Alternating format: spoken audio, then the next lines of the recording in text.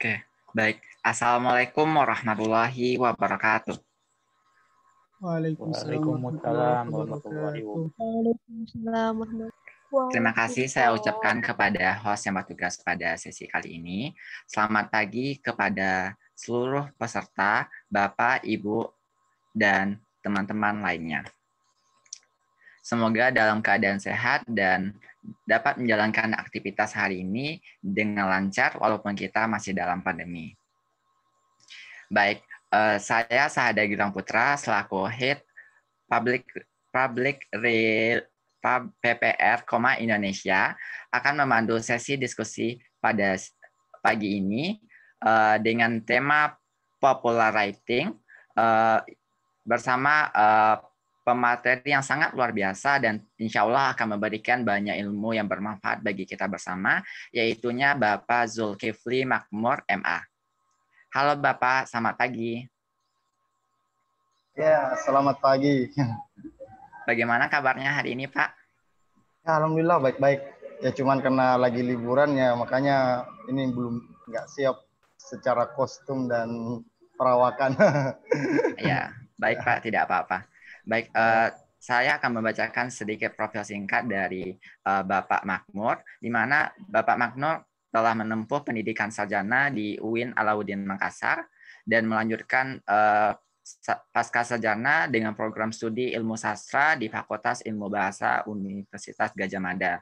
Dan saat ini telah bekerja di Ketua LPM di STAI DDI Kota Makassar dan juga seorang pengajar dan juga berprofesi sebagai pengelola penerbitan buku dan lembaga kesenian mahasiswa. Nah, tentunya kita semua tidak sabar menunggu pemaparan yang sangat luar biasa tentang popular writing. Namun sebelum itu, saya ingatkan kepada seluruh peserta untuk dapat meng-on-kan kameranya dan menonaktifkan audionya. Dan bagi peserta yang ingin bertanya, langsung saja ketikkan pertanyaannya di room chat dengan format nama, instansi, pertanyaan. Nanti kami akan memilih 3 pertanyaan secara random. Tanpa berlama-lama lagi, langsung saja kita dengarkan pemaparan tentang popular writing dari Bapak Zulkifli Makmur. Waktu dan tempat dipersilakan 45 menit ke depan. Silakan Pak.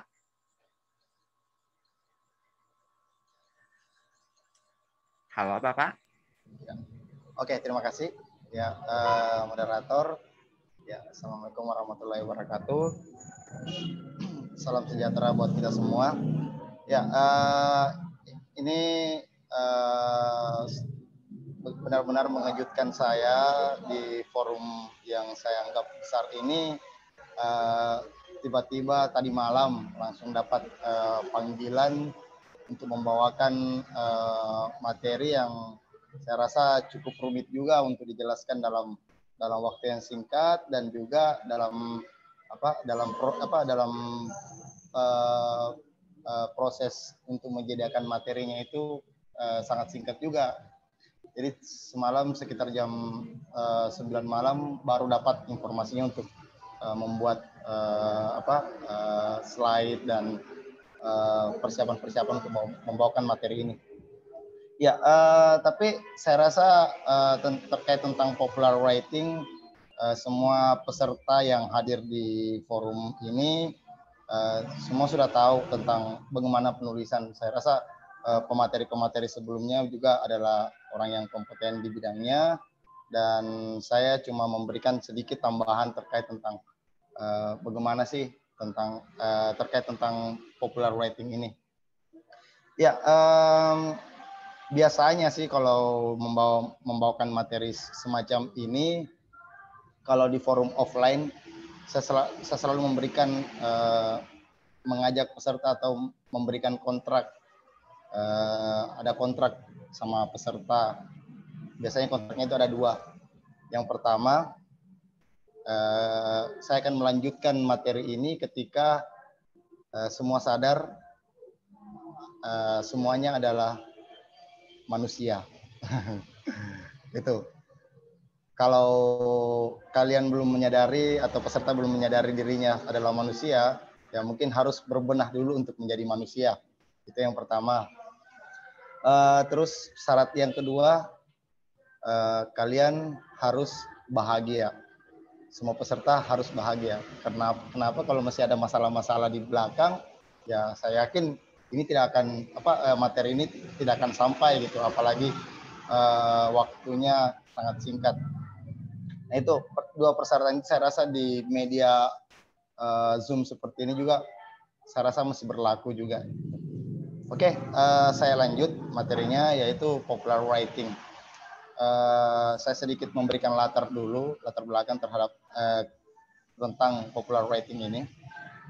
Ya, saya agak kesulitan mengkategorikan mengkategorikan popular writing penulisan pop itu seperti apa. Karena penulisan pop itu kadang-kadang dia saking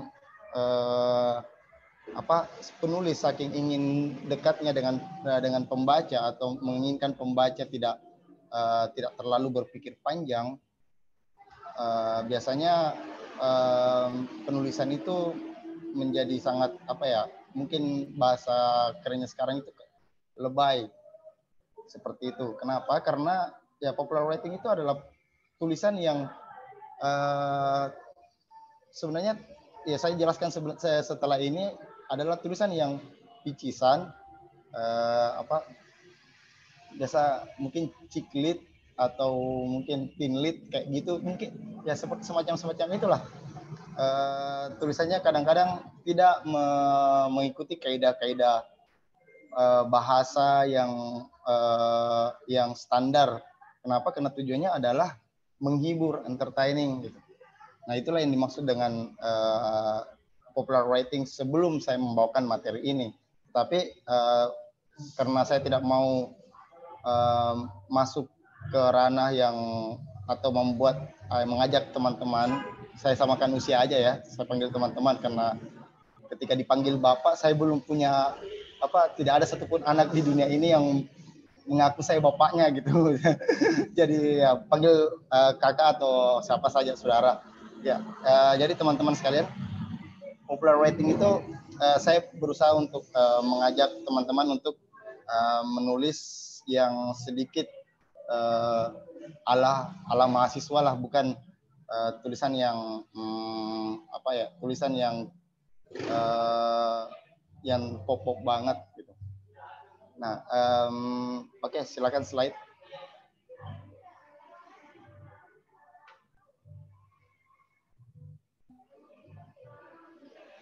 Slide. Kayak sebentar, Pak. Oh, enggak. Kenapa ya?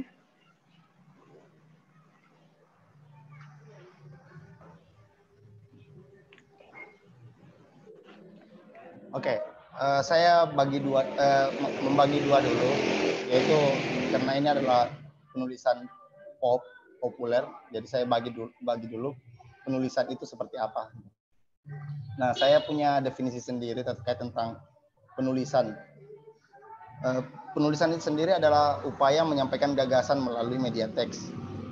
Jadi budaya kita atau tradisi kita adalah tradisi mulut, tradisi oral, sehingga kita menemukan banyak tukang gosip yang tidak bisa menuliskannya dalam bahasa teks.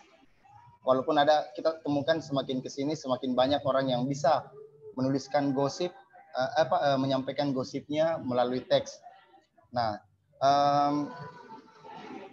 namun karena dia adalah bahasa teks, dia harus benar-benar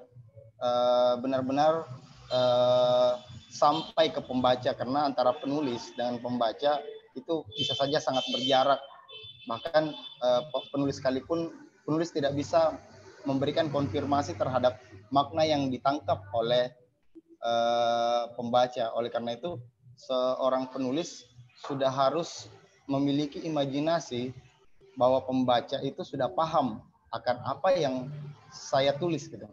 Nah, itulah yang menyebabkan penulisan itu begitu rumit, dia tidak sulit ya, tapi dia rumit. Karena semua orang sejak SD kelas 1 sudah bisa menulis gitu. Nah, perbedaannya di dunia penulisan, penulis punya imajinasi atau punya tangkapan bahwa tulisannya itu atau idenya itu betul-betul sudah sampai minimal 90% dari semua gagasan yang ingin dia tuangkan. Nah itu. Terus karena tidak ada intervensi dari penulis terhadap pembaca, makanya ada kaidah yang harus diikuti. Syarat utama teks adalah memenuhi standar penulisan, meliputi tata bahasa dan urutan logis antar kalimat. Tata bahasa, ada diksi dan urutan logis antar kalimat, serta paragraf. Nah, tata bahasa itu adalah sesuatu yang sangat penting yang dimiliki oleh seorang pengetahuan tentang tata bahasa itu adalah penting bagi penulis untuk menyampaikan gagasannya. Contoh, buat saya secara pribadi, kalau saya membaca sebuah tulisan dan tulisan itu tidak ada satu saja, misalnya saya menemukan di paragraf pertama, misalnya tulisannya itu esai panjang gitu. Nah, di paragraf pertama saya menemukan penulis tidak bisa membedakan yang mana yang bermakna yang memiliki kelas kata yang berarti kata ataukah di sebagai imbuhan. Kalau dia tidak bisa membedakan antara yang mana di sebagai kata dan sebagai fungsinya di sebagai kata dan sebagai imbuhan, maka saya yakin si penulis adalah penulis yang tidak begitu banyak membaca buku gitu. Itu persepsi saya ya, tapi yang jelas saya memiliki sebagai orang yang senang membaca dan senang menulis, saya pasti akan terganggu ketika ada penulis yang belum bisa membedakan yang mana di sebagai imbuhan dan di sebagai kata gitu. Kalau di sebagai kata berarti dia bermakna tempat. Kalau di sebagai imbuhan berarti dia sebagai kata pasif gitu. Kata kerja pasif. Nah, kalau itu saja tidak bisa dibedakan, maka yakin saja si penulis adalah penulis yang masih cukup awam menyampaikan gagasannya melalui tulisan. Nah, kalau mau menunjukkan sebagai seorang penulis yang cukup profesional atau penulis intelektual, maka dia harus sudah sadar tentang tata bahasa. Yang kedua adalah diksi, pemilihan kata. Nah, kalau pemilihan kata saya anggap juga cukup penting. Kenapa? Karena ya sayang sekali kalau Anda membuat tulisan panjang, tapi baru saja Anda menulis di satu paragraf di paragraf pertama kata-kata itu masih ada satu kata yang bisa berulang sampai 5 sampai 7 kata gitu, 7 kali. Nah, itu saya menganggap bahwa kosakata penulis itu sangat sedikit gitu. Nah, oleh karena itu pentingnya diksi itu memperlihatkan kepada pembaca bahwa si penulis ini adalah orang yang punya wawasan, baik wawasan ide maupun wawasan kosakata. Dan yang ketiga itu adalah urutan logis. Nah, jangan sampai ada kalimat yang loncat antara satu kalimat dengan kalimat yang lain, antara paragraf yang satu dengan paragraf setelahnya, itu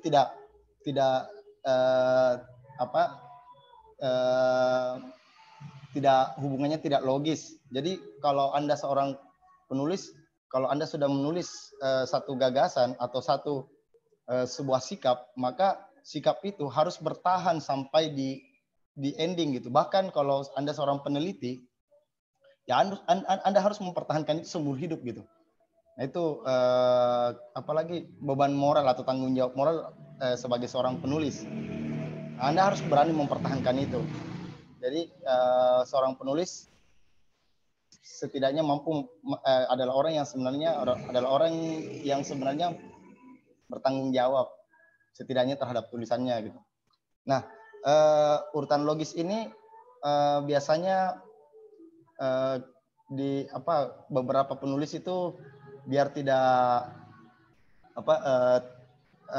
terlalu jauh menciptakan loncatan, biasanya dia memberikan kata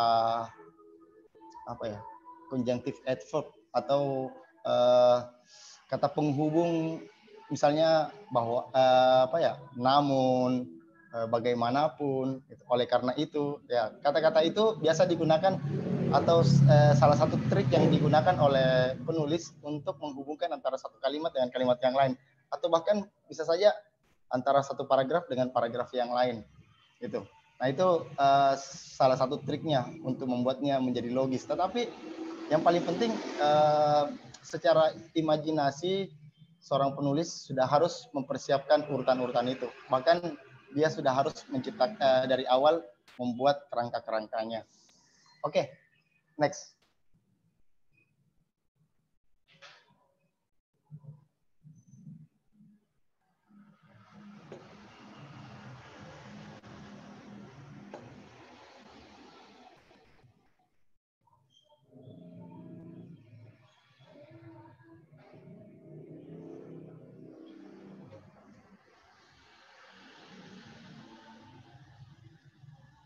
Oke. Sekarang masuk ke tadi penulisan saja. Ini sekarang masuk penulisan populer. Penulisan pop atau penulisan populer itu saya mulai dari pengertian populer sendiri. Populer itu memiliki akar kata yang sama dengan people, populi, ya kan? Atau jika dikonversi ke dalam bahasa Indonesia bisa saja artinya merakyat. Nah, merakyat ini dalam artian Anda biasa teman-teman di sini kan biasa nonton dangdut kan? Ya, kalau nonton dangdut misalnya, saya sebut saja channel TV-nya Indosiar. Kita biasa melihat begitu banyak penonton yang yang hadir di sana. Bahkan acara kompetisi dangdut yang dibuat oleh Indosiar itu selama beberapa tahun itu ratingnya paling tinggi loh. Padahal sebenarnya kita tahu yang kebanyakan di dalam acara itu kebanyakan menceritakan tentang riwayat hidupnya si penyanyi ketimbang skillnya atau keterampilan bernyanyinya si penyanyi gitu. Tapi itu jauh lebih penting, riwayat hidup si penyanyi itu jauh lebih penting ketimbang keterampilan si penyanyi itu bernyanyi. Kenapa penting? Ya karena kita lebih fokus kepada popularitas gitu. Jadi populer itu adalah bagaimana membaca masyarakat sesuai dengan membuat sesuatu agar masyarakat membuat sesuatu yang fokus kepada kenikmatan masyarakat gitu. Jadi unsur-unsur yang penting atau substansi dari acara dangdut itu, yaitu menyanyikan lagu dangdut, itu sebenarnya tidak lagi penting atau bahkan disingkirkan gitu. Lebih penting adalah menceritakan latar belakangnya si penyanyi, melihat kehidupannya yang papa si penyanyi, atau mungkin bisa saja kedatangan orang tua si penyanyi gitu. Itu jauh lebih penting, itu lebih jauh dramatis ketimbang skill atau keterampilan bernyanyi si penyanyi. Nah, itulah yang saya khawatirkan, jangan sampai di penulisan populer ini yang sampai teman-teman akan fokus kepada menulis yang apa yang disukai oleh masyarakat gitu, ketimbang memberikan gagasan memberikan atau menawarkan sikap terhadap kepada masyarakat. Itu yang saya takutkan. Tapi sebentar saya akan agak sedikit keluar dari penulisan populer dan memilih genre tertentu. Oke, selanjutnya populer sendiri berarti sesuatu yang dapat dinikmati secara dangkal. Jadi gitu. Hal-hal yang populer itu, misalnya tahun-tahun 2008 2009 distro berkembang gitu. Desain distro itu adalah desain yang paling keren yang pop di Indonesia pada saat itu. Nah, orang tidak tahu untuk apa orang pakai distro, tapi orang bilang itu keren gitu. Jadi keren-keren aja. Jadi orang tidak punya alasan untuk membuatnya bahwa ini bagus atau tidak gitu. Yang jelas orang banyak memakainya, maka itu dianggap keren. Kita takut untuk keluar dari pakem itu, misalnya menggunakan pakaian-pakaian yang tidak berbrand distro dan sebagainya. Kita malah khawatir jangan sampai kita menjadi orang yang lain atau alien dibandingkan teman-teman yang ada di sekitar kita gitu. Dia dangkal dalam artian tidak punya makna yang kuat, tidak punya makna yang dalam terkait tentang itu. Terus yang kedua, dia bersifat ringan. Dalam artian dia tidak mengajak kita untuk berpikir. Dia tidak mempertontonkan sebuah keterampilan yang unik, tidak ada keunikan di dalamnya. Dia hanya sesuatu yang pernah digunakan oleh orang sebelumnya sehingga saya memproduksi yang sama gitu. Misalnya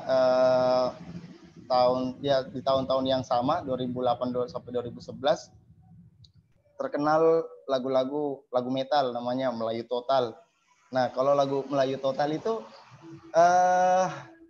kenapa orang pada bikin lagu-lagu semacam itu? Karena lagu pada saat itu ada lagu seperti itu dianggap pop gitu. Nah, populer banget. Jadi ya udah, karena saya juga mau terkenal, saya bikinlah lagu yang sama, lagu yang memiliki genre yang sama gitu. Itu ringan. Dan ketiga itu bersifat terang benderang, jelas, tidak perlu ada tidak perlu dark gitu, tidak perlu tidak perlu gloomy, tidak perlu redup, tidak perlu membuat kening mengkerut gitu. Dan yang terakhir mengikuti selera publik. Jadi penulis atau mungkin pembuat karya itu tidak boleh, bahkan tidak diperkenankan untuk memperlihatkan ini loh jati diri saya, tidak bisa. Kalau sebuah pekarya pop, pembuat karya pop itu dia harus mengikuti publik gitu. Banyak orang-orang yang keluar dari genre pop dan memperlihatkan wajah aslinya. Misalnya dulu sebelum dia masuk di industri pop, dia tidak dilarang untuk gondrong. Nah, tapi dia terganggu, akhirnya dia keluar dari genre pop dan akhirnya masuk ke genre yang dia inginkan sendiri. Akhirnya dia gondrong, memakai pakaian-pakaian yang tidak mencerminkan budaya pop gitu. Itu. Oke, next.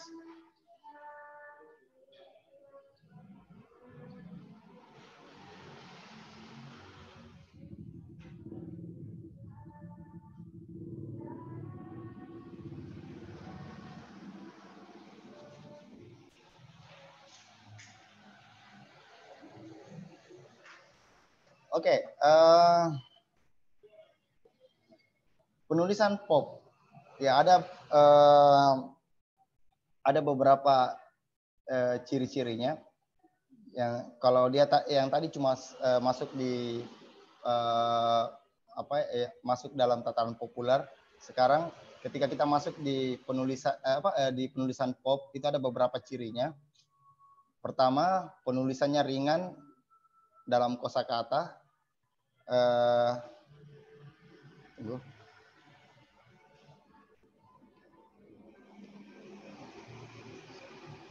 Dia penulisannya ringan dalam kosakata, dangkal dalam makna, jelas secara alur, terang benderang idenya, mengikuti selera publik gayanya. Jadi hampir dikatakan di dalam penulisan pop itu hampir dikatakan tidak ada kebaruan dalam teknik gitu. Kalau misalnya Anda menulis, misalnya taruhlah menulis bebas di Facebook, misalnya apa ya? Kamu itu seperti apa? Aku itu seperti es krim dan kau mataharinya, meleleh aku gitu. Kayak misalnya seperti itu kan. Nah, di apa ya? Di dalam penulisan seperti itu ya mungkin enak asik aja, tapi di masa sekarang kalau Anda menulis seperti itu apa ya? Itu dianggap lebay. Kenapa? Karena formula yang digunakan, pola-pola yang digunakan itu ya sama dengan pola-pola alay. Dia tidak memberikan apalagi tidak memberikan hal-hal yang baru gitu. Tapi pola-pola ini bisa dipakai untuk membuat orang terkejut. Misalnya saya bilang di dalam cinta itu jarak bagi saya hanyalah nama pohon, misalnya seperti itu. Nah, itu juga bisa kita gunakan semacam itu, tetapi dia unik gitu. Dia unik, tapi apa ya? Tapi tetap menggunakan formula-formula pop. Nah, kalau teman-teman mau membuat menulis tulisan pop, ataukah membuat sebuah tulisan, tidak usah pakai kata pop, membuat sebuah tulisan, yang saya harapkan adalah teman-teman memiliki sedikit atau menciptakan pepatah-pepatah Anda sendiri gitu, biar orang tahu bahwa oh iya ini apa ya, khas banget gitu, atau ini original gitu. Jangan terlalu sering menggunakan quote-quote orang lain, ketahuan kok, oh bacaanmu pasti bacaan yang ringan gitu. Nah itu yang kedua, penulisan pop itu mengabaikan ide. Jadi ide itu sebenarnya misalnya apa ya, curhat gitu di dalam melalui tulisan bebas misalnya di Facebook, ataukah membuat tweet dan sebagainya di Twitter.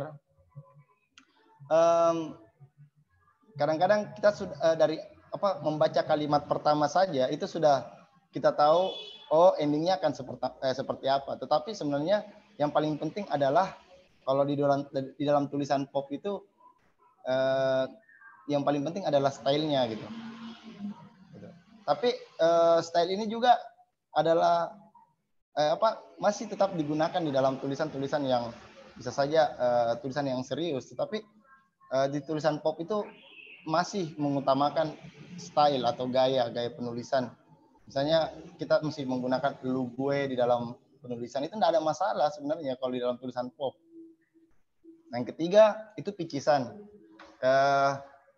Dia akan cepat hilang. Tulisan pop itu seperti halnya budaya-budaya pop yang lain, dia akan mudah tersingkir oleh budaya pop yang baru gitu, karena tulisan pop itu dia sifatnya temporer, ke hari inian saja gitu. Jadi besok-besok ketika ada tulisan-tulisan yang baru, ya tulisan Anda akan tersingkir. Beda misalnya kayak taruhlah cerpen gitu, cerpennya A.A. Nafis yang Robohnya Surau Kami, sampai hari ini cerpen A.A. Nafis itu Robohnya Surau Kami masih kadang-kadang masuk di dalam ini soal-soal untuk lulus perguruan tinggi ataupun lulus CPNS gitu kan. Nah itu adalah tulisan yang betul-betul memiliki gagasan yang autentik dan mampu melampaui zaman gitu. Nah itu kekuatan dari tulisan yang non pop gitu. Nah kalau tulisan yang picisan ya sama saja ketika kita membaca tulisan-tulisan teman kita yang ada di Facebook atau di Twitter, dia akan secepat itu di scroll down gitu, dia akan hilang. Nah, yang terakhir ini adalah contoh genre pop writing atau popular writing. Itu yang pertama dia sifatnya fiksi. Fiksi itu genrenya bukan sifatnya, dia genrenya itu fiksi. Biasanya tuh teen lead, kita bisa lihat ya kan, teen lead ataukah penulis-penulis baru kita biasa lihat juga yang misalnya kalau menceritakan tentang menulis cerpen dan kisah cinta, pasti ada 3 tempat yang tidak bisa ditinggalkan. Yang pertama masjid, yang kedua perpustakaan, yang ketiga kelas gitu. Itu 3 tempat yang paling sering dikunjungi atau dihadirkan seorang penulis-penulis baru gitu. Kenapa? Karena perpustakaan dan masjid itu ya tempat yang cukup romantis gitu untuk memulai setting dalam fiksi-fiksi yang populer. Dia pasti punya genre. Yang kedua itu travel writing atau apalagi penulis perjalanan, catatan perjalanan. Nah, misalnya Anda pernah baca Naked Traveler lupa ya? Yang saya lupa itu. Ya seperti itu. Itu tulisan-tulisan perjalanan itu adalah tulisan yang banyak diminati, apalagi di masa-masa awal-awal periode Pak Presiden Joko Widodo yang melebarkan kebijakan tentang pariwisata. Itu banyak anak-anak muda yang membuat catatan-catatan perjalanan, baik itu di blog maupun atau di YouTube gitu.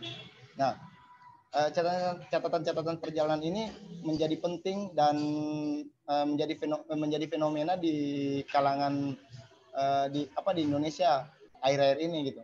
Walaupun sebelumnya banyak yang pernah menulis membuat catatan-catatan perjalanan. Misalnya saya lupa siapa penyairnya itu, dia pekerjaan cuma jalan gitu.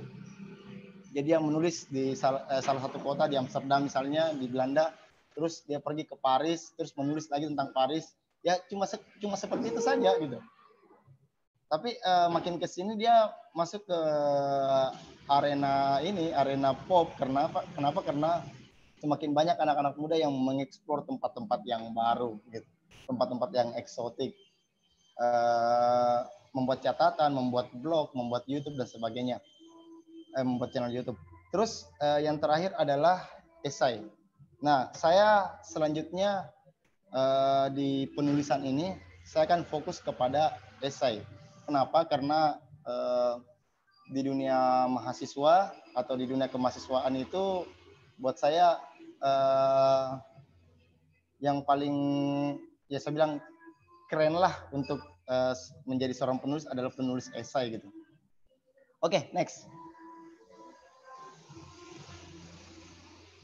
Oke, sembari menunggu, esai sendiri itu merupakan satu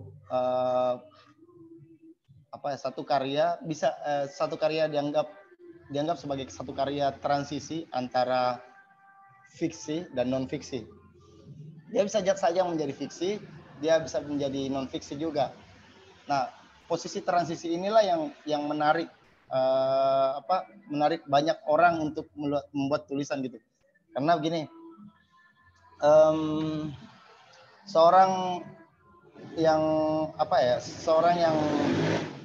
misalnya menulis opini di media cetak misalnya, itu tidak mungkinlah dia menggunakan bahasa yang sastrawi atau membuat puisi, karena apalagi puisi kan dia bukan di situ bukan tempatnya gitu, bukan rubriknya. Tapi dengan menulis esai dia bisa menggabungkan gaya penulisan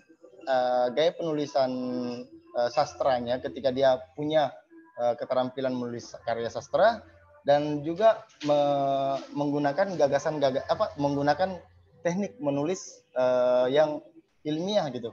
Jadi dia lebih cair dalam teknik gitu. Nah, di sini saya tulis penulis esai biasanya adalah jurnalis, sastrawan, atau ilmuwan yang memiliki ide untuk menulis, tetapi jenuh menumpahkan idenya sesuai kaidah bidang yang digelutinya. Misalnya saya seorang jurnalis gitu, saya seorang wartawan, tetapi saya jenuh menyampaikan menyampaikan berita yang saya harus terikat oleh media atau industri media yang saya geluti gitu. Nah, oleh karena itu saya sebagai jurnalis ya udah saya membuat esai, itu tulisan bebas saya dan saya tidak terikat oleh institusi manapun gitu, institusi media manapun. Nah, ataukah saya seorang sastrawan, saya ingin menyampaikan ide saya tidak dalam keadaan gelap, tidak dalam keadaan pemaknaan yang gelap. Makanya saya akan fokus ke dalam, saya akan menulis dalam bentuk esai. Atau ilmuwan atau akademisi capek nulis jurnal, gitu.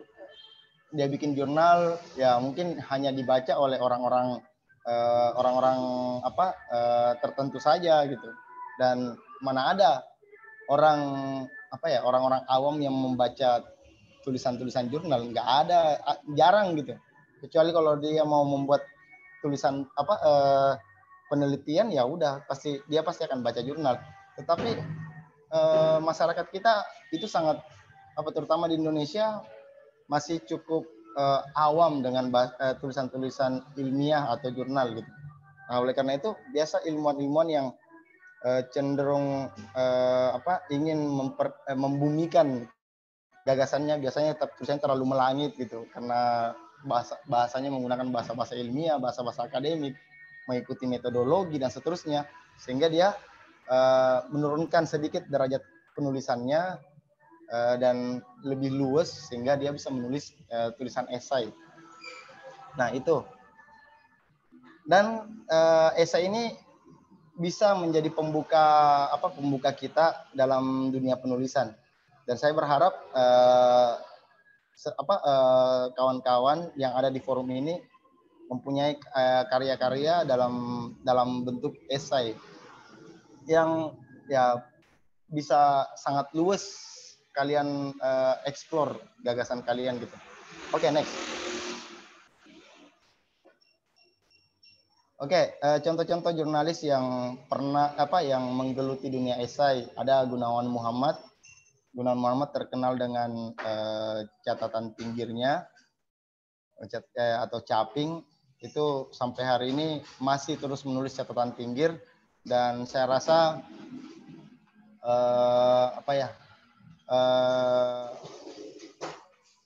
Gunawan Muhammad atau biasa dipanggil GM saja itu menjadi inspirasi banyak penulis gitu, termasuk Ahmad Fuadi dalam bukunya Negeri Lima Menara itu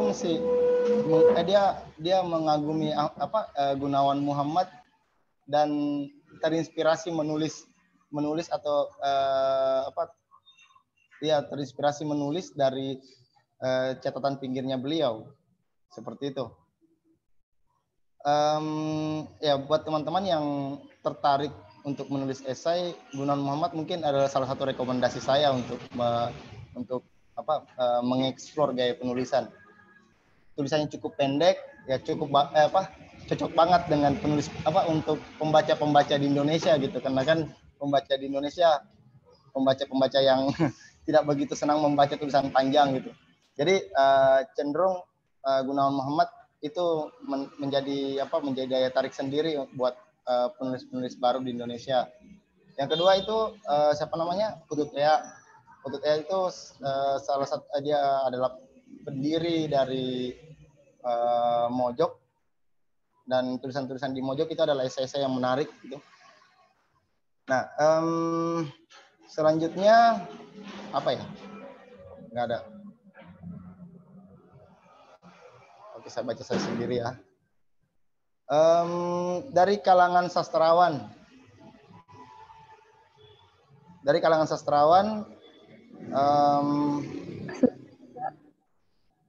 Ya. Oke, saya lanjut. Dari kalangan sastrawan ada yang tokoh-tokoh muda. Saya menulis ini salah satu tokoh muda, yaitu Aan Mansur dan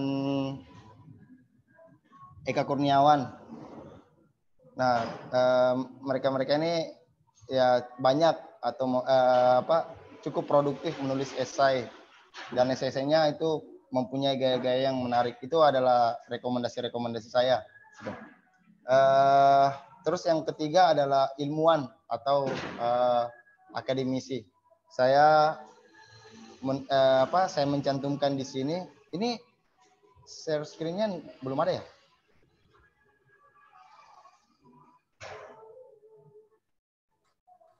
Ya, Oh, ya. maaf Pak, screen-nya terputus dan sedang disambungkan lagi sama operator. Oke.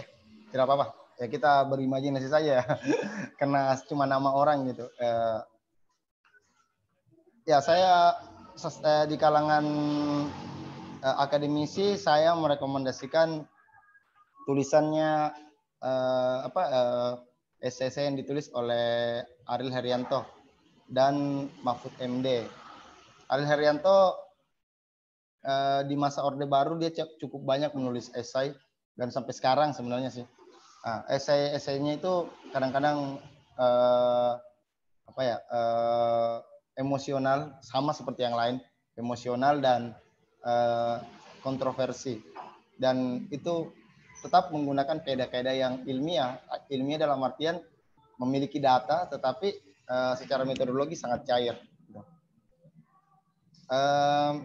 Oke, slide. Dan Mahfud MD, ya Mahfud MD sampai sekarang pun juga masih menulis, walaupun karena beliau masuk di pemerintahan, cenderung beliau menjadi corong dari kebijakan-kebijakan yang ada. Berbeda pada waktu sebelumnya, banyak mengkritik atau memberikan tawaran atau gagasan dan sebagainya. Nah, next.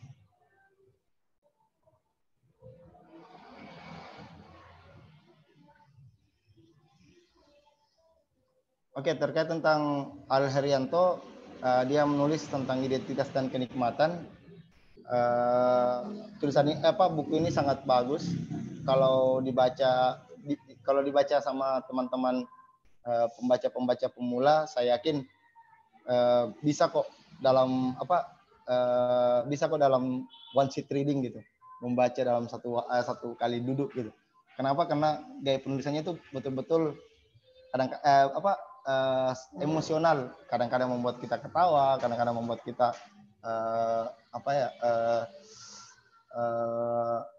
mengalami getir dan seterusnya. Dia seperti menulis karya sastra gitu. Dan seperti itulah standar-standar yang kita gunakan ketika menulis esai. Nah, sekarang terkait tentang itu saya sedikit mengulang lagi bahwa esai itu memiliki keuntungan ketika teman-teman menulis. Yang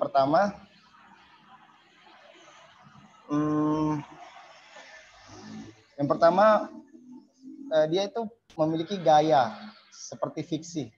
Seperti saya bahasakan sebelumnya ya, dia memiliki gaya seperti fiksi, tapi memiliki data konkret. Wah, ini tidak tertata ya. Oke, nomor satu itu dia memiliki dia bergaya fiksi, tapi memiliki data konkret. Jadi ketika teman-teman mengetahui atau membaca satu artikel di koran, entah media online atau media cetak, Anda bisa langsung menggunakan data-data yang kalian baca itu untuk dimasukkan ke dalam di dalam esai Anda. Kenapa? Karena itu sudah cukup untuk membuat sebuah esai. Yang kedua itu, ya saya berurut dari atas ke bawah ya. Mana ya?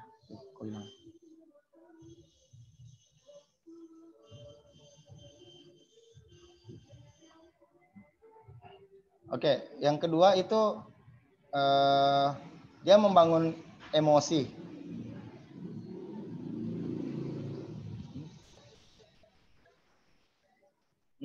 Iya, sorry. Nomor 2, dia memiliki plot. Nah, berbeda dengan tulisan-tulisan jurnal atau tulisan penelitian ataukah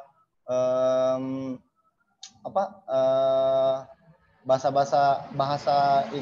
media atau bahasa jurnalis, dia memiliki plot. Dia mirip kayak karya sastra, dia memiliki plot. Plot itu kan terbagi 3 kan?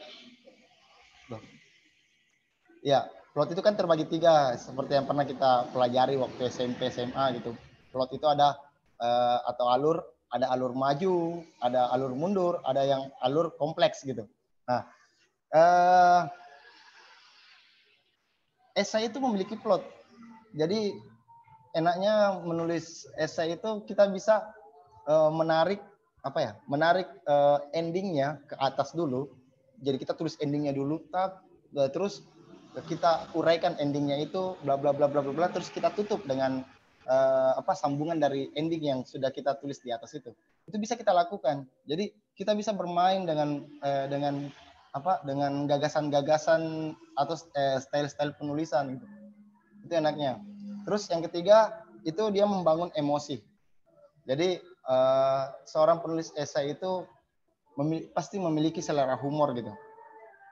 Dia tidak serta-merta semuanya harus isinya marah-marah, kayak seorang mengobrak-abrik apa yang ada di depannya, semua data itu membuat orang merasakan kemarahannya. Tetapi seorang yang penulis esai, dia akan menciptakan tulisan atau mengimajinasikan pembacanya itu akan merasakan emosi yang dia tulis gitu. Kalau Anda seorang penulis dan Anda berhasil membuat pembaca kalian tertawa, itu Anda sangat hebat gitu. Kenapa? Karena ya dalam penulisan itu berbeda ketika kita menjadi seorang stand up komedian gitu. Seorang komik, dia bisa menggunakan gesturnya, dia menggunakan isyaratnya, dia menggunakan mimiknya, dia menggunakan intonasi, artikulasi dan sebagainya. Tetapi ketika dia dalam bentuk teks, maka dibutuhkan sebuah konsentrasi yang cukup bagi pembaca untuk mengetahui bahwa tulisan ini sangat lucu gitu. Nah, di situ adalah keterampilan yang dibuat oleh seorang penulis agar pembacanya merasakan emosi yang dibuat oleh si penulis itu. Nah, ya Anda membutuhkan keterampilan dan Anda membutuhkan pengalaman yang cukup untuk menciptakan tulisan-tulisan yang membuat orang tertawa gitu. Atau mungkin pembaca merasakan getir gitu. Atau merasakan hal-hal yang paradoks. Atau iya ya, dia bisa A dan dia juga bisa menjadi B gitu. Ataukah ada mungkin sesuatu yang salah atau mungkin ada sesuatu yang diyakini benar oleh pengalaman kita secara umum, tetapi ternyata kita mampu menciptakan itu belum tentu benar loh, itu bisa saja keliru gitu. Jadi sikap Anda itu menentukan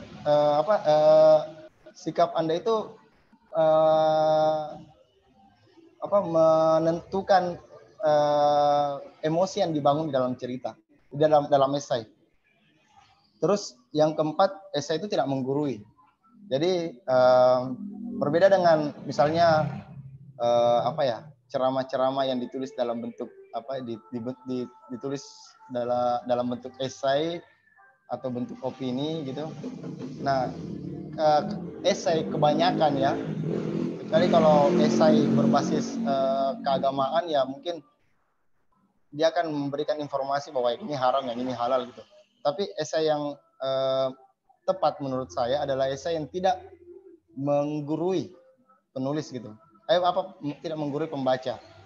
Tidak menggurui, tetapi sikap penulis itu tidak mengambang. Jadi kalian tidak perlu mengikuti saya tidak perlu mengajak kalian untuk mengikuti sikap saya, tetapi kalian harus tahu bahwa ini loh sikap saya gitu. Dengan berbagai alasan yang saya miliki di esai saya itu.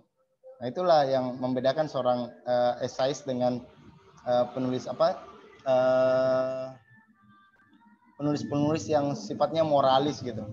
Nah, seorang esais itu tidak serta-merta menjustifikasi bahwa ini salah, ini benar, enggak. Tidak, dia harus menggunakan cara-caranya sendiri untuk memperlihatkan ini loh sikap saya. Kalian tidak perlu mengikuti sikap saya, tetapi ketika Anda mengikuti emosi yang saya bangun di dalam tulisan saya yakin kamu akan berpihak kepada saya gitu. Yang kelima adalah memiliki basis teori yang kuat, meskipun teori itu berasal dari sudut pandang fiksi. Misalnya gini, saya mengambil sudut pandang novel gitu. Ya, saya menjelaskan satu peristiwa, tetapi saya menggunakan sudut pandang novel. Itu basis teori saya. Jadi teori itu tidak mesti harus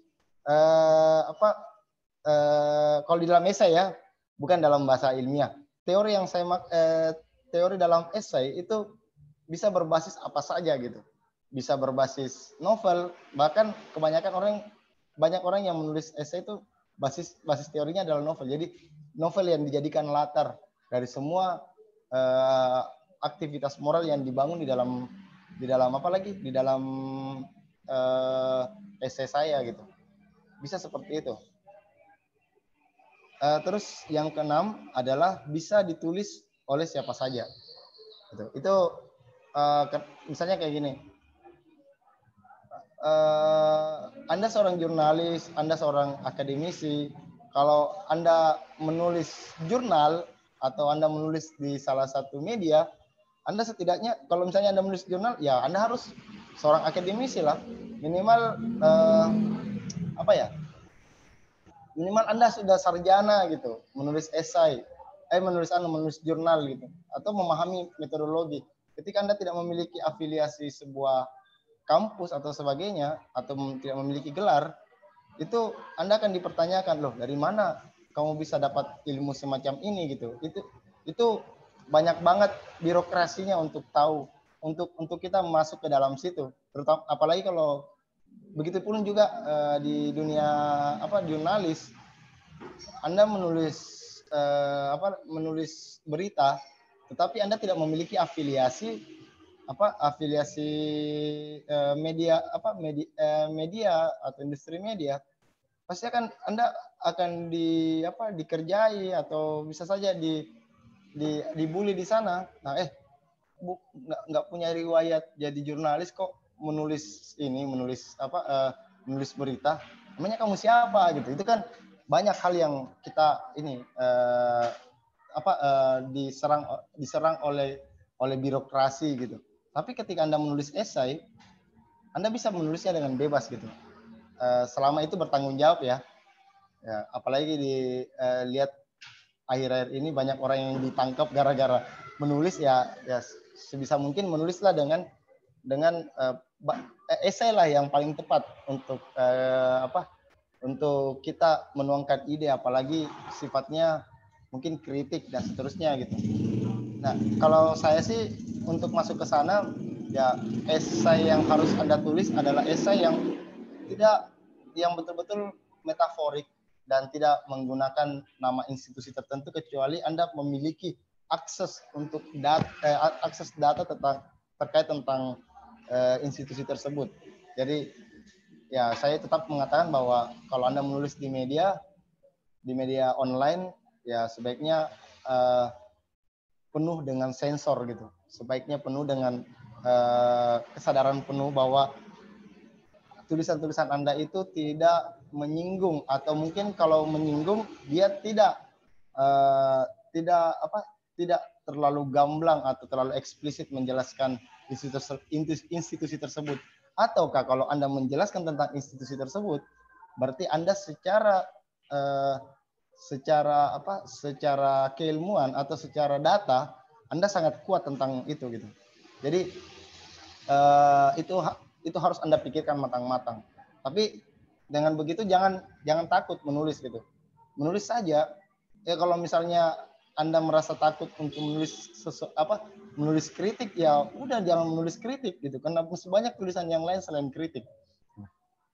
Oke, next.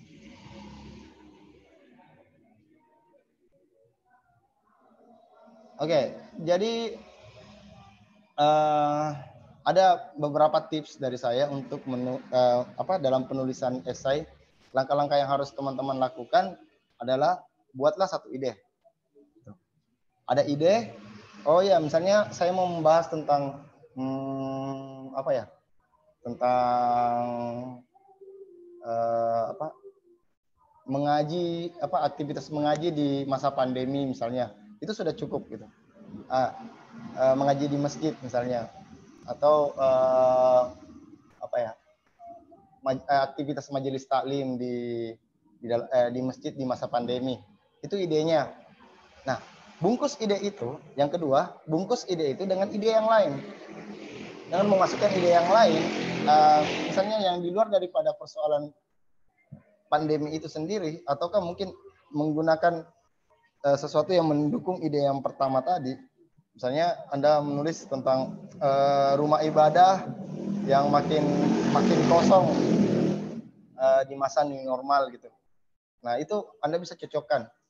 Nah, setelah itu masukkan lagi yang ketiga, hubungkan ide-ide itu dengan ide-ide yang lain secara imajinatif. Jadi keterhubungan masing-masing ide itu dia terhubung oleh ide yang imajinatif. Nah, misalnya taruhlah Anda ingin membahas tentang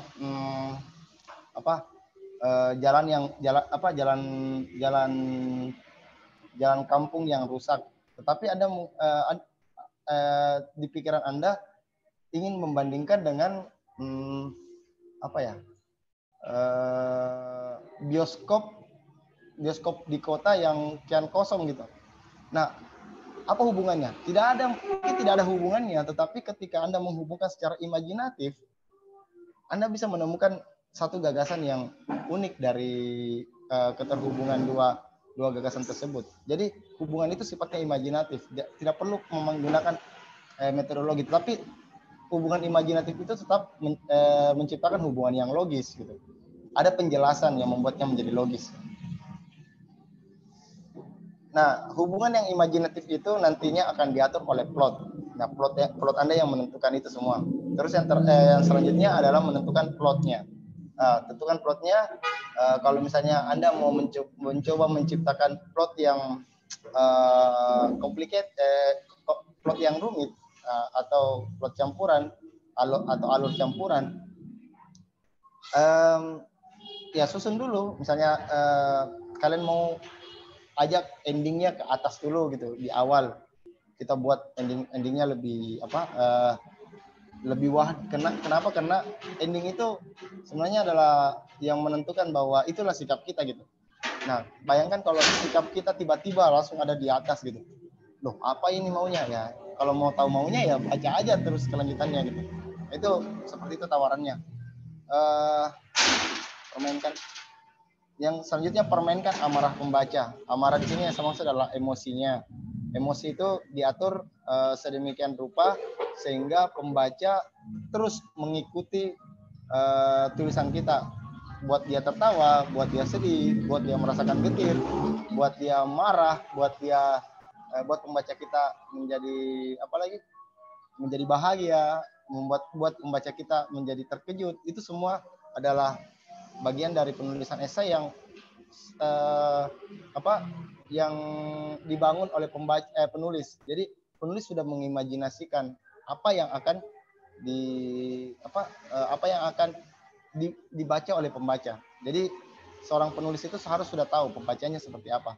Kecuali kalau Anda mau menciptakan tulisan yang gelap, dark, gloomy dan sebagainya, itu silakan gitu. Anda menjadi diri Anda sendiri dan tidak peduli pembaca akan menikmati tulisan kita gitu. Nah, itu lain juga genrenya. Terus yang selanjutnya, hati-hati dengan penggunaan kosakata ilmiah. Sebaiknya jelaskan terlebih dahulu sebaiknya jika tidak populer, misalnya saya menggunakan istilah sastra misalnya, dari repertoarnya itu tidak ada satupun intertekstualitas di dalamnya. Itu kan membuat orang apa ini ngomong apa gitu. Jadi kalau Anda sudah menggunakan satu bahasa ilmiah yang tidak populer, sebaiknya jelaskan terlebih dahulu gitu. Jadi ada kata ilmiah yang digunakan, terus jelaskan apa maksudnya gitu, dengan tidak terlalu tidak terlalu kaku dalam memberikan penjelasan. Gunakan bahasa sehari-hari dalam penjelasannya. Terus yang terakhir adalah menciptakan ending. Seorang penulis esai pasti tahu, pasti yang paling rumit dilakukan oleh seorang penulis esai adalah menciptakan ending. Jadi ending itu adalah langkah estetik dalam penulisan yang dibuat oleh seorang penulis gitu. Jadi sebelum menulis esai ya sebaiknya pikirkan dulu endingnya deh. Kenapa? Karena dengan cara seperti itu kita akan membuat ending kita akan membuat pembaca setelah membaca tulisan kita langsung menarik napas atau langsung keren banget tulisannya. Itu yang kita harapkan gitu. Jadi harapan kita seperti itu. Jadi jangan membuat ending cerita yang sebenarnya yang sebenarnya ceritanya belum selesai, tapi kalian esainya belum selesai. Esai sebenarnya belum selesai karena Anda tidak menciptakan ending gitu. Ending itu sesuatu yang diciptakan, bukan dia alami gitu. Ketika ide kita sudah habis, ya maka endingnya sudah selesai. Oh jangan. Anda yang harus menentukan bagaimana cara menutup cerita itu atau menutup esai kita. Jadi membuat esai yang memiliki esai yang sebenarnya ini bukan popular writing tetapi aesthetic writing ya. Jadi menciptakan ending itu adalah cara paling estetik oleh seorang penulis. Jadi ketika kita menulis esai, endingnya sudah ada, ya udah kita melakukan penundaan terhadap ending melalui tulisan kita, bla bla bla bla bla bla bla bla sampai terakhir kita tutup dengan sesuai dengan apa yang kita inginkan. Jangan menutup sebuah cerita dengan dengan alasan idenya sudah habis gitu, itu salah. Sama halnya ya kalau teman-teman memiliki hubungan dengan punya pacar atau punya hubungan dekat, tiba-tiba kalian ghosting dia gitu, itu kan sakit juga hati pembaca kita atau hati pasangan kita kan. Ya kita nggak mau ada yang tersakiti dengan itu gitu. Ataukah kita jangan belum selesai nih ceritanya gitu, belum selesai nih esainya kok kayak gini sih ya. Itu sebenarnya ya sayang aja gitu kalau kita membuat sebuah tulisan tetapi tidak memikirkan endingnya. Nah kalau ending sudah mantap, sama halnya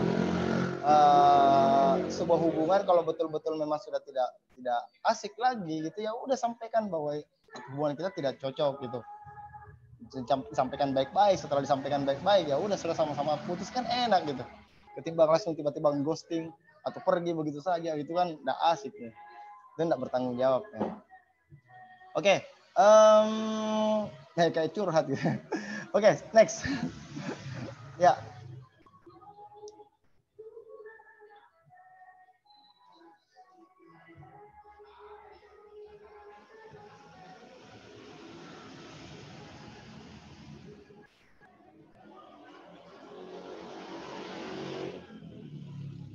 Oke, yang terakhir saya ya ini ini secara umum, sebebas-bebasnya suatu esai dia harus berpijak pada hasil pengamatan. Jangan sampai kita terlalu membuat esai terlalu bebas sehingga kita tidak memiliki pijakan. Akhirnya dia menjadi imajinatif. Ketika dia terlalu imajinatif, dia bahkan bisa berubah menjadi cerpen gitu. Nah, sebaiknya dia sebuah esai itu punya hasil pengamatan, memiliki data yang kuat, bisa dipertanggungjawabkan, dan sebisa mungkin jangan bermasalah sama hukum deh. Itu kenapa? Karena itu yang kita takutkan, jangan sampai ada tiba-tiba ada orang yang tersinggung, namanya dicatut di dalam situ, atau apalagi kampusnya dicatut, atau perusahaannya dicatut di dalam itu. Jangan sampai. Saya tidak mau teman-teman mengalami hal seperti itu. Jadi lebih fokus saja kepada penulisan teman-teman, idenya, kemarahan kita ketika misalnya mau menulis esai tetapi kita diniatkan atau mungkin diawali oleh rasa marah, ya itu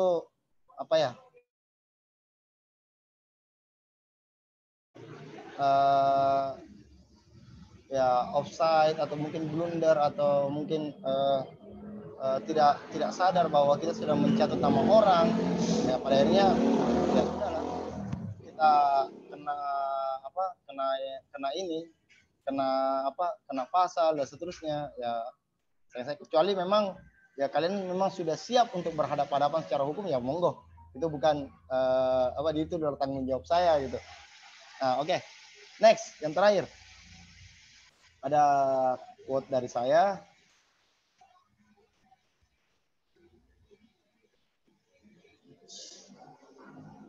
Oke. Tetap berkarya walau semuanya tidak lagi mudah gitu. Jadi ya tetap dalam kondisi yang tidak jelas seperti ini, menulis adalah cara yang paling tepat, apalagi di masa liburan yang katanya banyak peneliti yang mengatakan atau pihak pemerintah mengatakan bahwa liburan ini akan menciptakan klaster baru dalam COVID-19 gitu. Itu cara paling efektif adalah mungkin dengan melalui diskusi-diskusi seperti ini, dan mungkin juga dengan cara menulis, karena menulis menulis adalah menciptakan ruang-ruang kesunyian, dan kesunyian itu adalah suara yang paling indah, yang paling dekat dengan kalau kata Gunawan Muhammad, kesunyian itu adalah ciptaan Tuhan yang paling identik dengan dirinya. Itu. Ya. Sekian dari saya. Selanjutnya saya serahkan kepada moderator.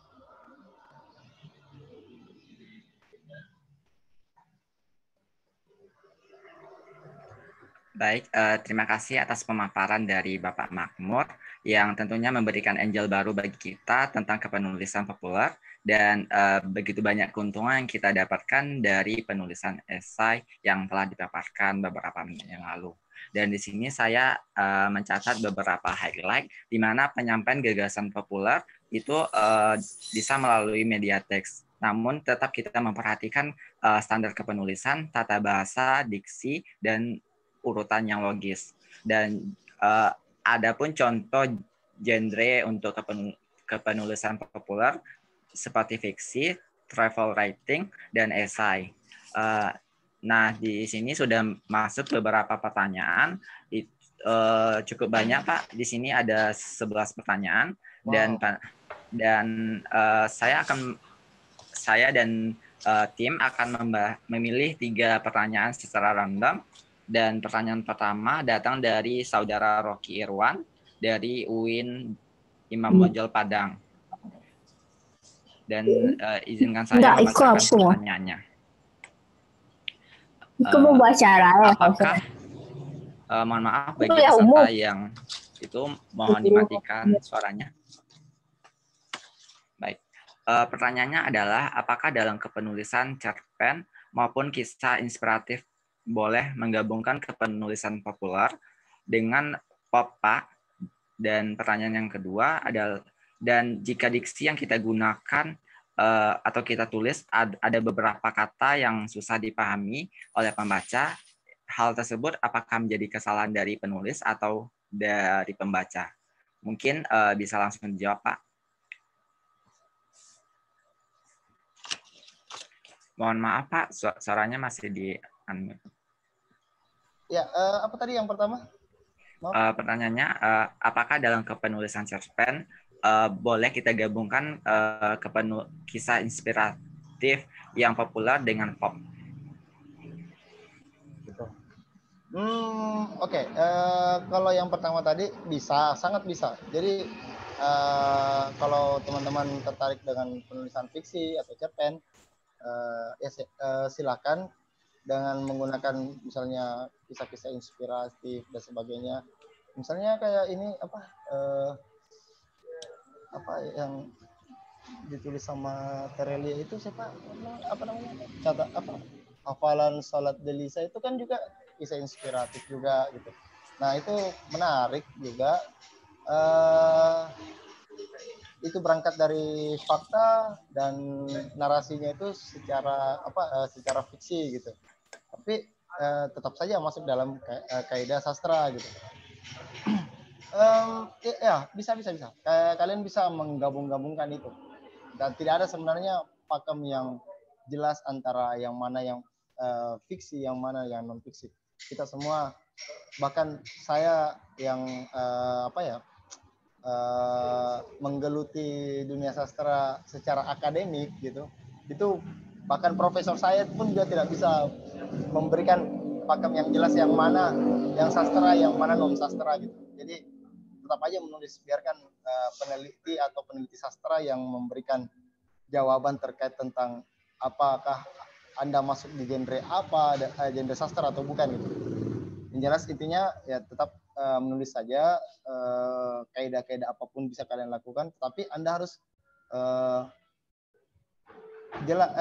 tahu betul Anda sedang menulis apa gitu. Kalau misalnya itu adalah fiksi atau cerpen, ya udah masukkan di rubrik cerpen gitu. Jangan sampai Anda menulis menulis cerpen tetapi Anda masukkan di rubrik opini atau rubrik esai. Anda kan dipertanyakan datanya dari mana gitu. Itu apakah ini real atau tidak gitu. Jadi tetap saja harus memang berbasis data. Kalau esai itu memang harus berbasis data. Datanya konkret. Pun juga pernah Seno Gumira Aji Dharma pernah mempelopori namanya jurnalisme sastra yang ketika jurnalisme dibungkam, sastra yang berbicara, itu jargon besarnya. Jadi dia menulis karya sastra, sebenarnya bukan karya sastra, lebih banyak ke laporan sebenarnya, tapi dibungkus melalui karya sastra. Jadi seolah-olah bahwa ini adalah fiksi, padahal sebenarnya itu adalah laporan yang faktual. Kenapa? Karena di masa Orde Baru data-data tentang peristiwa-peristiwa tragis, pembunuhan yang dilakukan secara diam-diam oleh pihak-pihak tertentu yang mungkin itu diutus oleh negara, itu betul-betul memang jurnalisme itu pada saat itu memang dibungkam, walaupun kenyataannya memang mata jurnalis, mata wartawan pada saat itu tahu bahwa ada peristiwa-peristiwa yang tragis seperti itu, tetapi mereka takut dibunuh atau takut diculik, takut dimanain, makanya mereka menulisnya dalam bentuk karya sastra. Nah itu adalah salah satu ideologi dalam dunia sastra. Tapi ketika teman-teman tertarik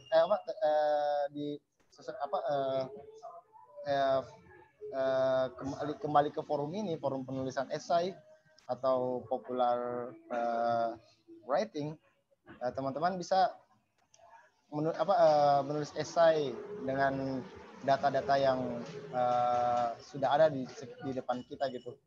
Jadi mesin Google ini banyak menyimpan banyak data dan kalian tinggal memilih yang mana yang Anda sukai gitu. Ya. Terus yang kedua lagi tadi? Ya baik. Pertanyaan keduanya, jika dalam suatu kepenulisan adanya ketidakpahaman dari pembaca dan penulis terhadap beberapa kata, itu apakah kesalahan dari pembaca atau kesalahan dari penulis? Oke, kalau saya jangan pernah menyalahkan penulis gitu. Penulis tidak pernah jangan pernah menyalahkan pembaca. Pembaca itu tidak pernah salah. Nah, pembaca itu salah satunya adalah netizen kan. Netizen itu tidak pernah salah gitu. Jadi yang ada adalah yang salah adalah kita. Kalau kita menggunakan istilah taruhlah menggunakan bahasa lokal, misalnya menggunakan bahasa lokal, bahasa Makassar misalnya, bahasa saya, misalnya akan releko gitu. Akan releko artinya gerhana bulan, gerhana gitu. Nah, kalau saya menggunakan akan releko di forum ini, kalian tidak akan mengerti. Otomatis saya harus memberikan penjelasan akan releko itu apa, entah dalam bentuk catatan kaki ataukah saya langsung menjelaskan di dalam esai saya gitu. Nah, itu tergantung. Jadi misalnya seperti siapa namanya? Dewi Lestari menulis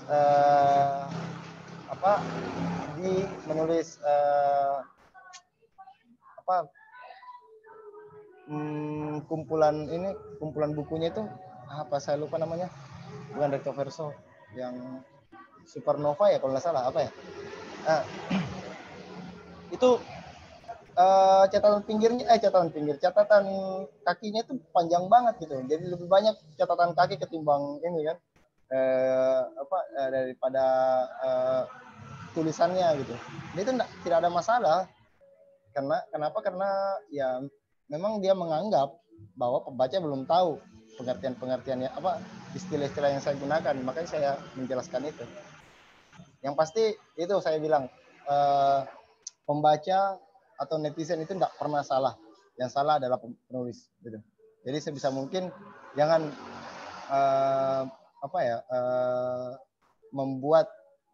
dalam penulisan populer ya, jangan membuat pembaca kebingungan. Oke. Next. Baik, terima kasih atas pemaparan dari Bapak, dan kita masuk kepada diskusi interaktif, dan di sini kami akan menunggu penanya yang tercepat dengan melakukan raise hand. Pertanyaan raise hand diberikan kepada penanya yang belum bertanya pada sesi sebelumnya.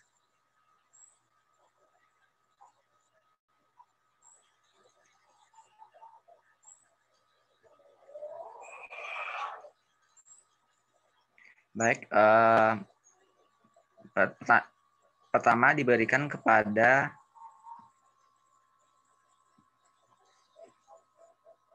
penanya atas nama Iis Elva. Halo Kakak Iis, apakah bisa on cam?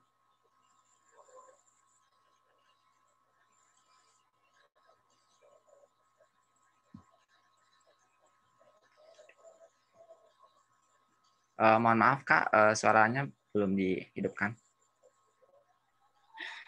Ya mohon maaf, tadi tuh off kamera karena jaringan di sini agak susah begitu.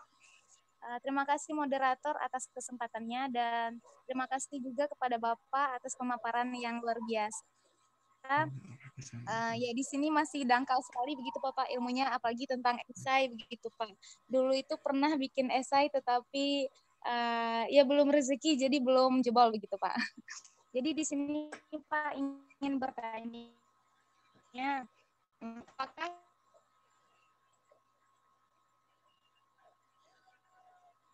berdasarkan dari lapangan begitu. Terus yang kedua Bapak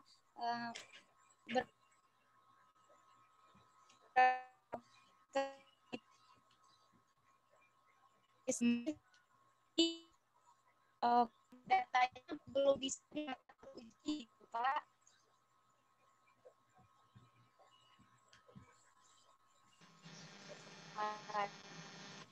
Terima kasih. Dikembalikan kepada moderator. Baik, mohon maaf Kak, sehubungan terdapat kesalahan gangguan, mungkin bisa diketikkan di room chat Kak. Soalnya putus-putus.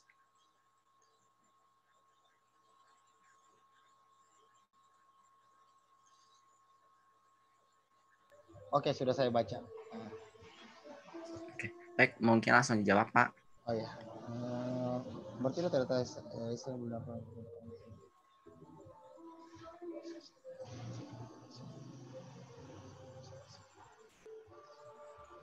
Oke.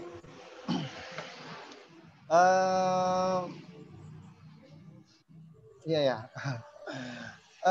Yang ya ada dua pertanyaannya, dan pertanyaan yang kedua itu sebenarnya sudah terjawab oleh di slide sebelumnya. Bagaimana tips-tips menulis esai yang baik dan tepat gitu. Ya, ada beberapa tips yang saya berikan tadi, dan itu adalah teknik-teknik umum saja gitu. Terus yang paling penting adalah tips menulis esai. Yang penting adalah keberanian aja dulu. Itu yang paling utama. Kalau kalian tidak punya keberanian, kalian tidak akan bisa menulis. Itu yang membunuh waktu kita. Apakah apa kita akan menulis atau tidak, menulis atau tidak. Kita akan bergelut di perdebatan itu saja gitu di dalam diri kita. Padahal sebenarnya yang paling penting adalah menulis saja dulu. Belakangan kalau ada yang mengkritik, ya mungkin dengan kritik itu kita akan melaju untuk menulis. Tapi yang paling penting seperti yang saya bahasakan sebelumnya, perhatikan aspek moralnya. Jangan sampai menyinggung atau mencatut nama tertentu gitu, atau mencatut apa gitu. Ya sebaiknya jangan sampai menulis saja terkait tentang apa kegelisahan kita, menulis tentang apa yang menjadi sikap kita dan seterusnya. Biasanya sih kalau menulis esai di opini di media cetak, ya biasanya sih saya kurang tahu ya. Kalau di tempat saya, media-media lokal cenderung senang kalau memasukkan esai atau menulis opini kalau temanya tentang politik. Itu biasa pasti termuat gitu. Tapi kalau saya tidak tahu di Padang seperti apa, tapi di tempat saya itu kapan saya menulis esai tentang politik, cepat banget diterima gitu. Apalagi politik lokal, pilkada, itu pasti senang banget itu orang media itu memasukkan. Tapi kalau di masukkan tulisan-tulisan yang kebudayaan atau mungkin tentang apresiasi seni dan seterusnya, wah itu jarang banget tembus. Ya, tapi itu kalau tadi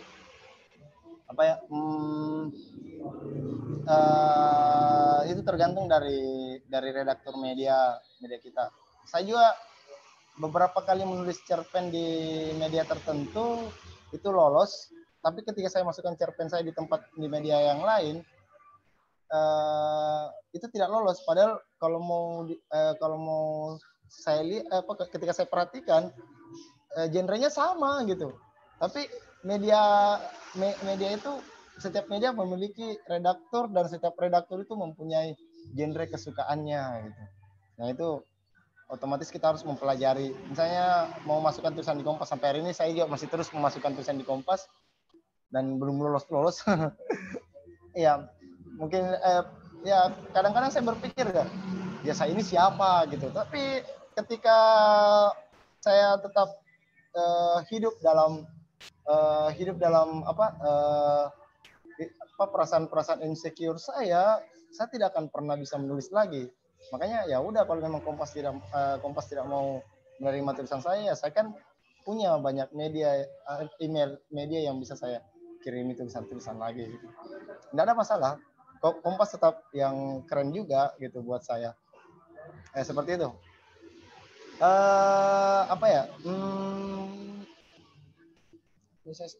Apakah penulisan esai boleh menggunakan gaya bahasa non-fiksi, Pak? Mengingat esai juga mengambil data lapangan. Iya, jadi data lapangan itu kalian bisa diulas dan bisa di-insert masuk ke dalam esai kita sebagai penguat bahwa esai kita ini adalah bukan tulisan yang mengambang gitu. Kita perlu memasukkan data-data. Kan data dan gaya penulisan adalah dua hal yang berbeda kan. Jadi dia bukan sebuah pilihan apakah menggunakan data ataukah menggunakan gaya penulisan non fiksi. Nah itu gaya penulisan fiksi itu bukanlah sesuatu yang terpilihkan gitu. Kita bisa menggunakan dua-duanya. Kita bisa menggunakan data. Bagaimana cara mengolah data, mengolah data-data kita ke dalam bahasa yang atau gaya bahasa yang sesuai dengan keinginan kita gitu. Seperti itu. Ya, kembali ke moderator. Baik, terima kasih atas pemaparan dan jawabannya, Pak. Dan dari saudari Iis, apakah ada tanggapan?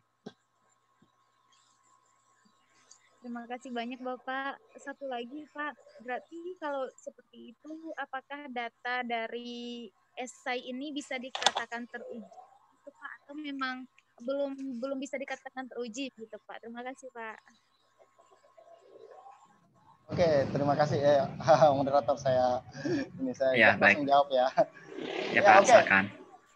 Teruji atau tidaknya, jadi proses ujian dan seterusnya itu dia hanya merupakan apa ya, tulisan yang diuji atau dipertahankan itu adalah tulisan skripsi gitu, ya kan, dipertahankan di depan penguji gitu kan, seperti itu. Jadi esai itu tidak perlu dipertahankan di depan penguji. Salah satu penguji kita, kalaupun dia harus ada penguji, ya penguji kita adalah redaktur media tempat kita mengirim opini atau mengirim esai. Dia cuma ini dia akan menyeleksi, bukan menguji sebenarnya, menyeleksi apakah dia sesuai tulisan kita sesuai dengan genrenya si redaktur atau tidak gitu. Kalau dia sesuai, tulisan kita akan termuat. Kalau tidak, ya mungkin akan depending atau mungkin tidak pernah dimuat sama sekali. Saya kira tidak ada proses pengujian. Sebenarnya lebih ke mempertanggungjawabkan secara ilmiah tulisan kita. Kalau pernah bahkan seorang Gunawan Muhammad dikritik di media Facebooknya gara-gara ada penggunaan tahun yang mungkin entah itu typo atau memang sengaja atau memang tidak paham gitu waktunya. Terus di kolom komentar Facebook dia ada yang kritik, Pak, kok tahunnya segitu ya, padahal tahun kejadiannya adalah tahun sekian gitu. Si Gunawan Muhammad langsung menjawab, langsung bilang, oh iya ada yang benar dan saya yang salah. Itu sudah biasa aja. Seperti itu. Baik, terima kasih banyak Bapak. Baik, terima kasih atas jawabannya. Dan pertanyaan yang kedua itu datang dari saudari Dewi Fatimatur Zahroh. Mungkin langsung saja, Kak.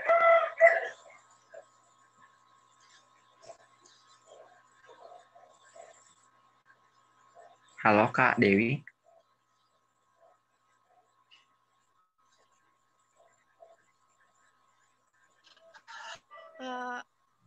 Mohon bertanya, Bapak. Saya mau tanya mengenai penulisan populer. Apakah itu bisa dibuat dari hasil penelitian disertasi? Karena saya dulu itu karena saya pernah bekerja di media kampus, kebetulan, nah itu dari pimpinan redaksi meminta saya untuk membuat penulisan populer tapi dari hasil disertasi seorang dosen. Nah, mungkin ada tips dari Bapak seperti apa? Baik. Oke. Saya langsung saja. Ya, langsung saja, Pak. Ya.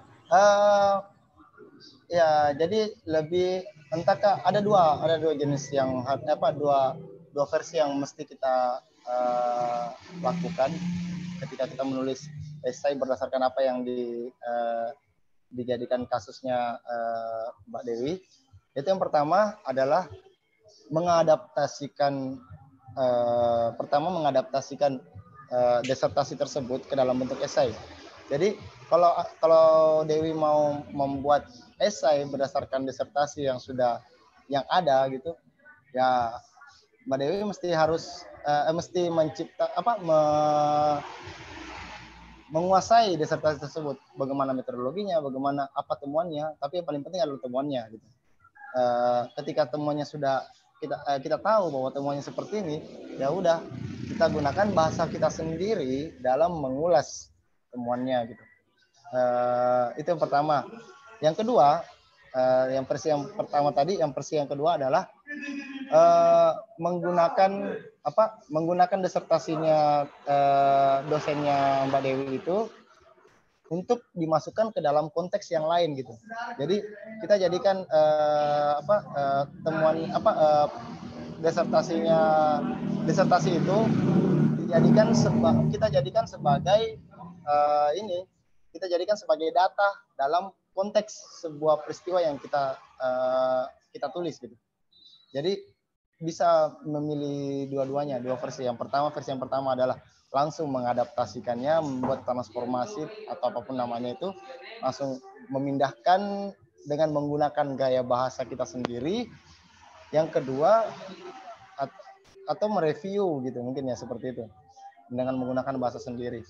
Atau yang kedua adalah menjadikannya itu sebagai data terhadap konteks peristiwa yang kita sedang bangun di dalam esai. Tinggal dipilih saja yang mana. Kalau yang pertama itu mereview, yang kedua dijadikan disertasi itu menjadi data. Terserah mau menggunakan yang mana. Iya. Nah, makasih Pak Dewi. Baik, terima kasih atas jawabannya dari Kak Dewi. Apakah ada tanggapan? Dipersilakan. Sudah cukup. Baik, terima kasih. Baik, kita selanjutnya masuk pada pertanyaan yang diambil dari kolom chat box, di mana pertanyaannya datang dari saudari Umi Agustin Juliana dari Unugiri. Dan pertanyaannya adalah, apakah ada aturan atau batasan dalam pengambilan data atau menjadikan data tersebut sebagai referensi dalam kepenulisan esai? Penulis. Ya, seperti itu, Pak. Ya, saya pahami. Batasan, oke. Sebenarnya tidak ada batasan, tergantung sebenarnya kebutuhan kita dalam data itu. Sebenarnya data adalah penguat bahwa tulisan kita atau esai kita itu adalah esai yang tidak asal-asalan atau mungkin mengambil data yang hoax gitu. Nah, tidak, kita berusaha untuk memberikan sesuatu yang konkret dengan data yang lengkap dan terukur gitu. Nah, data-data inilah yang kita jadikan sebagai kita insert ke dalam esai kita. Ya tidak lebih hanya sebagai penguat. Kalau memang dibutuhkan banyak data, karena kan gini, ketika kita menulis esai, ketika kita menulis esai berbeda dengan menulis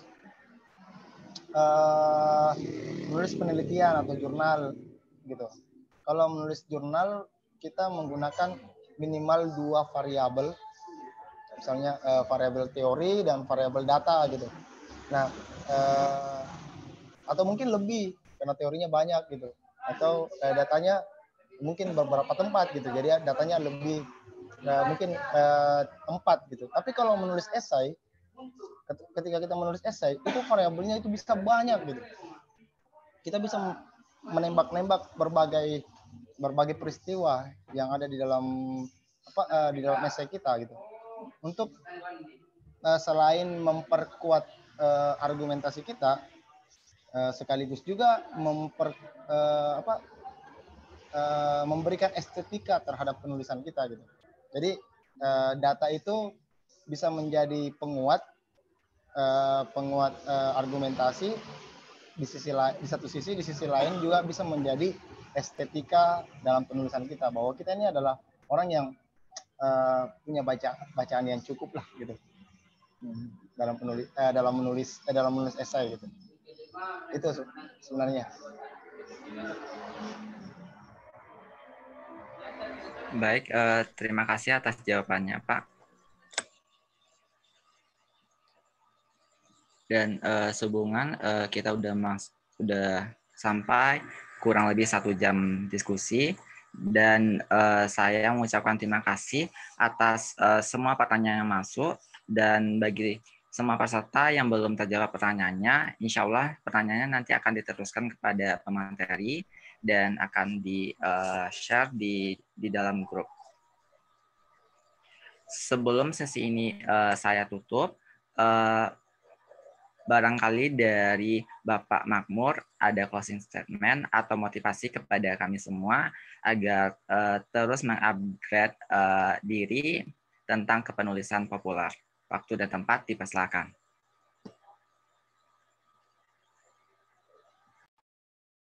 Mohon maaf Pak, suaranya masih dimatikan. Ya, mohon maaf. Terima kasih saudara moderator. Kesempatannya saya akan membacakan satu esai yang pernah saya buat saya kirim di salah satu media di Makassar. Itu sangat singkat saja gitu. Karena corona.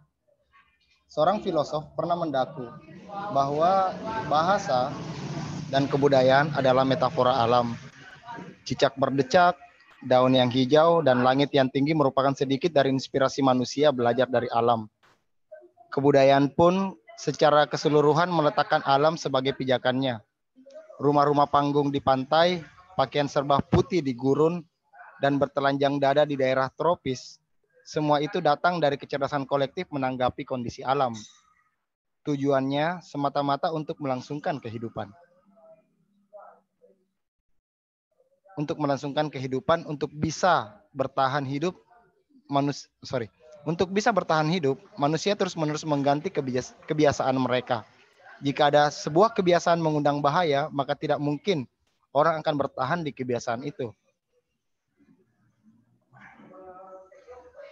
Ada penciptaan, ada pencocokan.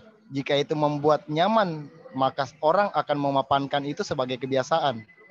Jika itu sulit dilakukan, tapi disukai, maka tradisi itu menjadi eksklusif. Jika mayoritas menguasainya, maka tradisi diinovasi lagi untuk menghasilkan kekhasan baru agar menjadi eksklusif. Begitu seterusnya. Dari situ kita sudah kesulitan menemukan apa gejala alam yang menginspirasi satu kebiasaan atau kebudayaan tertentu, karena secara bentuk sudah mengalami perjumpaan dengan tradisi luar. Ada perbaikan, ada inovasi, percampuran dan moralitas. Dengan moralitas, strata sosial, dan seterusnya. Akhirnya inspirasi alamnya tak lagi tampak dan bahkan terlupakan.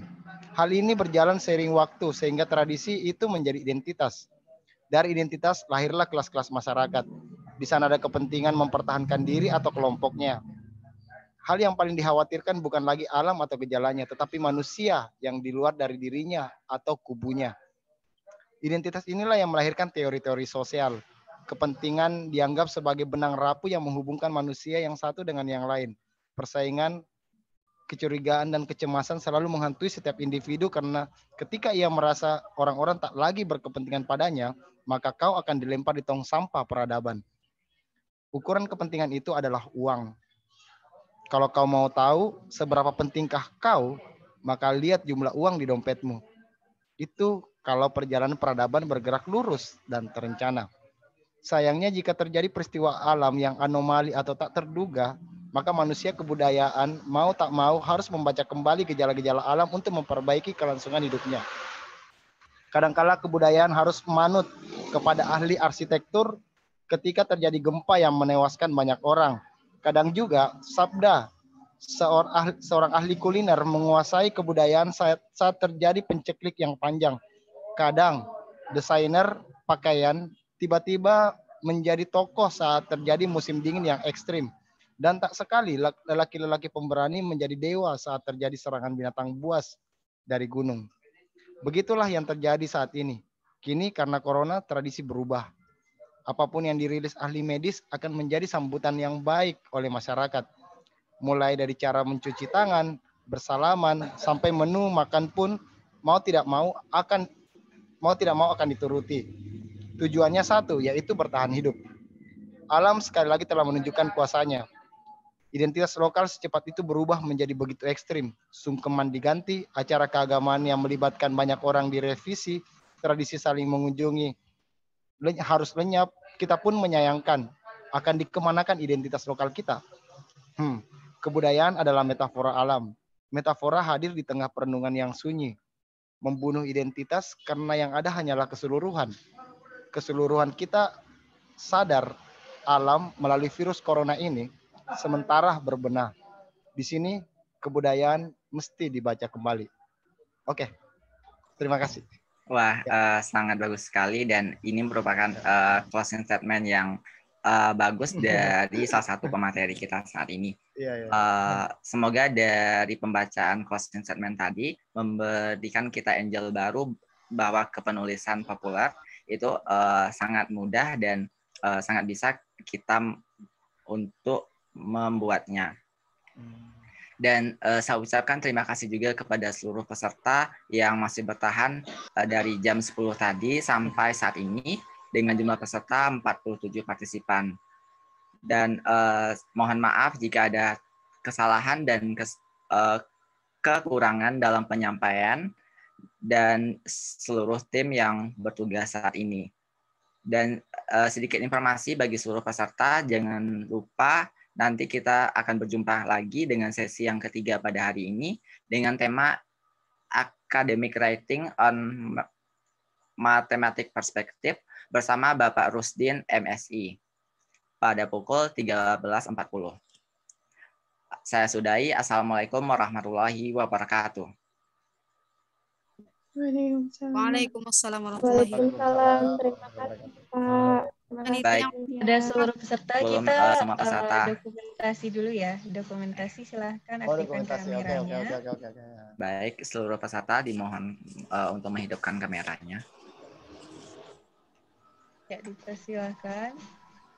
Oke, hitung ya. Oke. Hitung, Gilang. Oke, baik. Langsung saja untuk layar pertama. 1, 2, 3.